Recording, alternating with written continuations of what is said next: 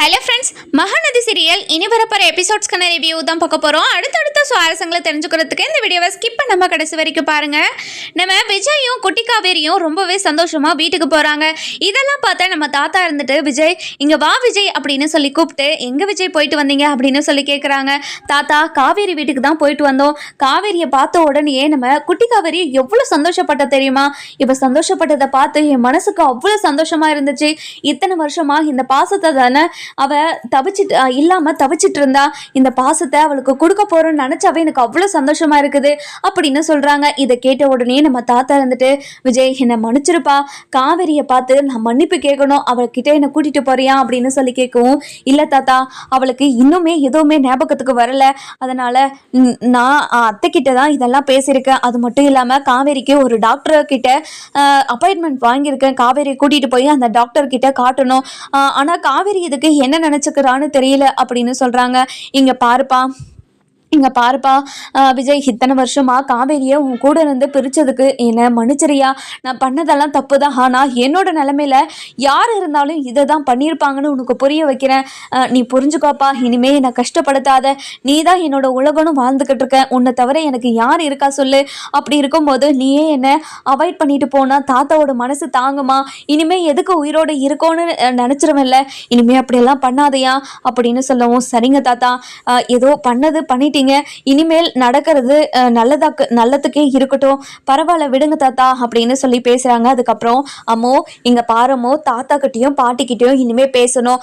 அப்பா ஏதோ கோவத்துல உங்ககிட்ட பேசக்கூடாதுன்னு சொல்லிட்டு இனிமே தாத்தா கிட்டையும் பாட்டி கிட்டையும் பேசணும், சரியா அப்படின்னு சொல்லிடுறாங்க. இதை கேட்ட ராதா இருந்துட்டு, காவேரி இங்க வா காவேரி அப்படின்னு சொல்லி நம்ம குட்டி காவேரியை அப்படி கட்டி பிடிச்சு அனுப்பிச்சுக்கிறாங்க.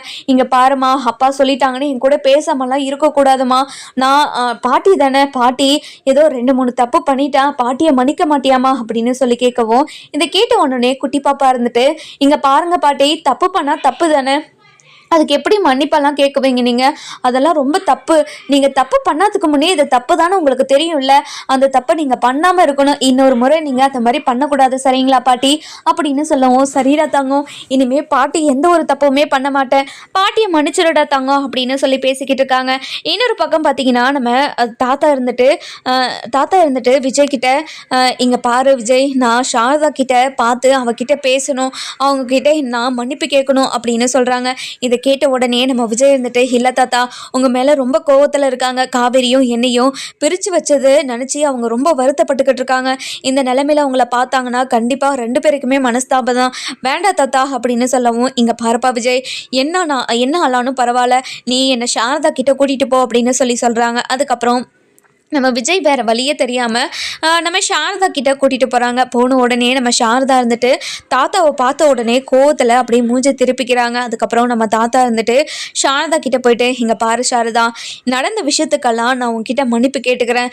நாங்கள் எந்த சூழ்நிலையில் இப்படி ஒரு முடிவை எடுத்தோன்னு உனக்கு தெரியும்ல. என்னோட பேரனுக்கு எறும்பு கடிச்சா கூட நாங்கள் தாங்க மாட்டோம். ஆனால் உங்கள் வீட்டு பிரச்சனையை தான் வீட்டு பிரச்சனைன்னு நினச்சி அவன் உங்கள் பிரச்சனையெல்லாம் ஃபேஸ் பண்ணி அவன் கஷ்டப்படுறதை எங்களால் பார்க்க முடியல. அதுவும் உயிர் போல நிலைமைக்கு வந்துட்டான். இதெல்லாம் பார்க்கும்போதே எங்களுக்கு காவேரி கூட எப்படி இதெல்லாம் சேர்த்து வச்சு வாழ வைக்க முடியும். அதனால தான் இப்படி ஒரு முடிவை எடுத்துட்டோம். என்னை மன்னிச்சிரு சாரதா அப்படின்னு சொல்கிறாங்க. இதை கேட்ட உடனே, இங்கே பாருங்க ஐயா, உங்களுக்கு மனசாட்சின்றது ஒன்று இல்லவே இல்லையா? 2 பேரும் விருப்பப்பட்டு சந்தோஷமாக வாழணும்னு நினச்சி தானே 2 பேரும் வாழ்ந்துக்கிட்டு இருந்தாங்க. அதுவும் குழந்தை பிறந்த சமயத்தில் 2 பேரையும் தவிக்க விட்டு இப்படி என் பொண்ணையும் என் மாப்பிள்ளையும் பிரிக்க வச்சுட்டீங்களே, உங்களுக்கு நியாயமா அப்படின்னு சொல்லி கேட்கவும், நியாயம் இல்லைதான், அதுக்காக தான் சீக்கிரமாக போய் சேர்ந்துட்டா என் பொண்டாட்டி அப்படின்னு சொல்கிறாங்க. என்ன ஐயா சொல்கிறீங்க அப்படின்னு சொல்லி கேட்கவும், ஆமாம், என்னோட பொண்டாட்டி இறந்து 2 வருஷத்துக்கு மேலே ஆகுது. என் விஜயை கூட்டிகிட்டு வந்து 2 வருஷத்துலேயே அவள் இறந்துட்டா. அவள் இறந்ததுலேருந்து நான் தான் விஜயை பார்த்துக்கிட்டு இருக்கேன் அப்படின்னு சொல்லவும், இங்கே பாருங்க ஐயா, எனக்கு இந்த விஷயம் தெரிஞ்சிருந்தா கண்டிப்பாக வந்து பார்த்துட்டு போயிருப்பேன், என்ன மன்னிச்சிருங்க ஐயா அப்படின்னு சொல்லவும், சாரதா, நீ தான் சாரதா என்னை மன்னிக்கணும்.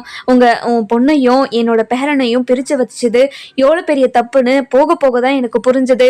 அதுக்கு மேலே அவன் கிட்ட சொல்லி அவன் மனசை கஷ்டப்படுத்த கூடாதுன்றதுக்காக தான் அதுக்கப்புறமும் நாங்கள் எதுவுமே சொல்லாமல் இருந்தோம். இப்போ உங்களை இந்த ஊரில் பார்த்தப்போ எனக்கு ரொம்ப பயமாக இருந்துச்சு. திரும்பவும் என்னோட பேரனுக்கு ஏதாவது பிரச்சனை வந்துருமோ, எந்த ரூபத்தில் என்னோட பையனுக்கு என்னோட பேரனுக்கு பிரச்சனை வந்து அவன் கஷ்டப்படுவானோன்னு நினச்சி தான் நான் இது எல்லாத்தையும் பண்ணேன், என்னை மன்னிச்சிடு சாரதா அப்படின்னு சொல்கிறாங்க. இதை கேட்ட உடனே இங்கே பாருங்க ஐயா, உங்களை மன்னிக்கிறதுக்கு நான் யாரை சொல்லுங்கள், அந்த சூழ்நிலையில் யாராக இருந்தாலும் அப்படி ஒரு முடிவை எடுத்திருப்பாங்க தான்.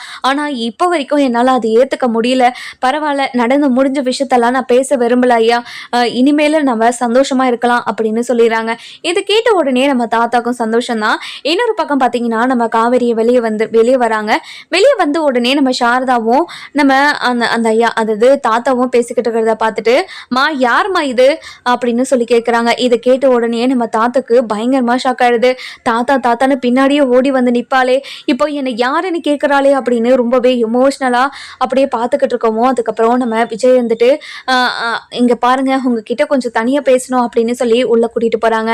இங்க பாருங்க அத்தை, நாளைக்கு காவேரிக்கு டாக்டர் கிட்ட அப்பாயின்மெண்ட் வாங்கியிருக்கேன், நீங்க எப்படியாவது டாக்டர் கிட்ட காவேரியை கூட்டிகிட்டு வரணும் அப்படின்னு சொல்கிறாங்க. அதுக்கப்புறம் என்ன, நம்ம டாக்டர்கிட்ட கூட்டிகிட்டு போகிறதுக்காக காவேரியை கூட்டிகிட்டு வரேன் தம்பி, கண்டிப்பாக அவளை கூட்டிகிட்டு வந்துடுறேன், நீங்கள் கவலையப்படாதீங்க அப்படின்னு சொல்லிடுறாங்க.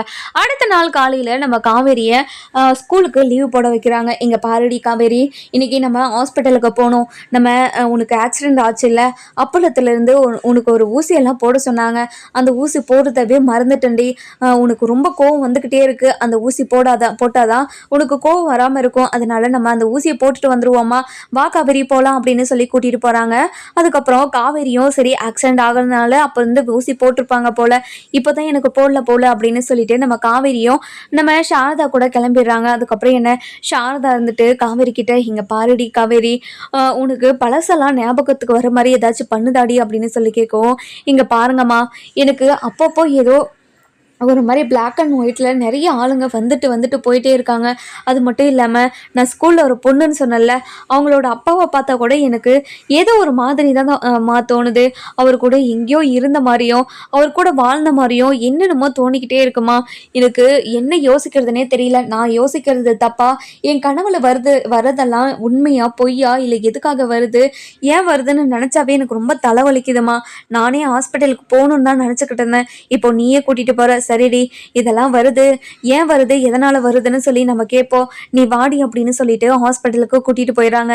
போன உடனே நம்ம டாக்டர் கிட்ட போயிட்டு நம்ம காவேரியோட ஃபைல்ஸ் எல்லாம் கொடுக்குறாங்க. கொடுத்த உடனே டாக்டர் இருந்துட்டு, எங்க பாருங்கம்மா, உங்க ஃபைல்ஸ் எல்லாம் நான் ஏற்கனவே பார்த்துட்டேன், உங்களுக்கு பழசெல்லாம் ஞாபகம் இல்லைன்னு சொல்லியிருக்காங்க, ஆக்சிடென்ட்டுக்கு முன்னாடி நடந்தது எல்லா விஷயமும் மறந்துட்டுன்னு சொன்னாங்க, நீங்க எப்படி இருக்கீங்க, உங்களுக்கு என்ன ட்ரீட்மெண்ட் பண்ணா சரியா இருக்கும்னு சொல்லிட்டு நான் இப்போ பார்க்குறேன், உங்களை ஃபுல் செக்அப் பண்ணணும், எல்லா செக்அப்பும் பண்ணிட்டு உங்களுக்கு திரும்பவும் அந்த ஞாபக சக்தி வருமா வராதான்னு உங்களுக்கு நான் பார்த்து சொல்லிடுவேன், நீங்க கவலையே படாதீங்க, அந்த ஞாபக சக்தி வந்தா கண்டிப்பா உங்களுக்கு எந்த பிரச்சனையும் வராதா, இல்ல பிரச்சனை வருமா, அது எல்லாத்தையும் உங்களுக்கு பார்த்து சொல்லிடுறேன் அப்படின்னு சொல்லி நம்ம காவேரியை டெஸ்ட் பண்றதுக்காக கூட்டிட்டு போயிடறாங்க.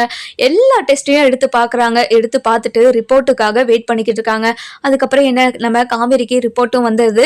ரிப்போர்ட்டை பார்த்துக்கிட்டு இருக்காரு டாக்டர். நம்ம அதாவது சாரதா இருந்துட்டு, கடவுளே என்னோட பொண்ணுக்கு எதுவுமே ஆயிருக்கக்கூடாது, என் பொண்ணு பழையசெல்லாம் ஞாபகத்துக்கு வந்து என்னோட அதாவது மாப்பிள்ளையும் என் பொண்ணும் சந்தோஷமா சேர்ந்து ஒரு குடும்பமா இருக்கணும் அப்படின்னு வேண்டிக்கிட்டு இருக்காங்க.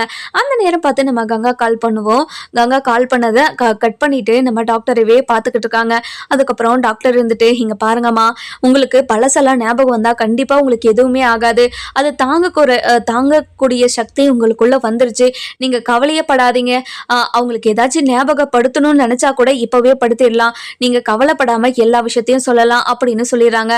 அடுத்த நிமிஷமே நம்ம விஜய் வந்துடுறாரு. விஜய் வந்த உடனே, காவேரி இங்க பாரு காவேரி, உங்ககிட்ட நான் முக்கியமான விஷயம் பேசணும் அப்படின்னு சொல்லவும், என்ன சார் நீங்க வந்திருக்கீங்க, நீங்க எதுக்காக இங்க வந்திருக்கீங்க, இங்க பாரு காவேரி, என்னை யாருன்னு உனக்கு தெரியலையா காவேரி, நான் உன்னோட புருஷன், நீ எனக்கு பொண்டாட்டி, இது கூட உனக்கு ஞாபகம் இல்லையா காவேரி, நீயும் நானும் எவ்வளோ உயிருக்கு உயிரா லவ் பண்ணோம், அதெல்லாம் மறந்துடுச்சா காவேரி, ஆக்சிடெண்ட்டுக்கு முன்னாடி என்கிட்ட 1000 முறை என்கிட்ட சொன்னேன், என்னை விட்டுட்டு எங்கேயுமே போயிடாதீங்கன்னு, இப்போ உன்னை விட்டு நான் எங்கேயுமே போகல, ஆனால் உனக்கு தான் என்னை பற்றி ஞாபகமே இல்லை காவேரி, என்ன ஞாபகம் இருக்குதா இல்லையான்னு நல்லா யோசிச்சு பாரு காவேரி அப்படின்னு சொல்கிறாங்க. இதை கேட்ட உடனே காவேரிக்கு அப்படியே ஒரு மாதிரி மயக்கம் வர மாதிரியும் என்னென்னமோ பண்ணுறாங்க. இதை பார்த்து நம்ம சாரதா இருந்துட்டு ரொம்பவே பயந்துக்கிட்டு, டாக்டர் என்ன டாக்டர் இது ஒரு மாதிரி பண்ணுறா, எனக்கு ரொம்ப பயமாக இருக்குது அப்படின்னு சொல்லவும், நீங்கள் பயப்படாதீங்க, அவங்களுக்கு எதுவுமே ஆகாது அப்படின்னு சொல்லி சொல்லிடுறாங்க. நம்ம காவேரிக்கு எல்லாமே ஞாபகத்துக்கு வருமா வராதான்னு சொல்லிட்டு நம்ம வர எபிசோட்ல பார்க்கலாம். இந்த வீடியோ உங்களுக்கு பிடிச்சிருந்தா லைக் பண்ணுங்க, சப்ஸ்கிரைப் பண்ணுங்க, மறக்காம பெல் ஐகானை கிளிக் பண்ணி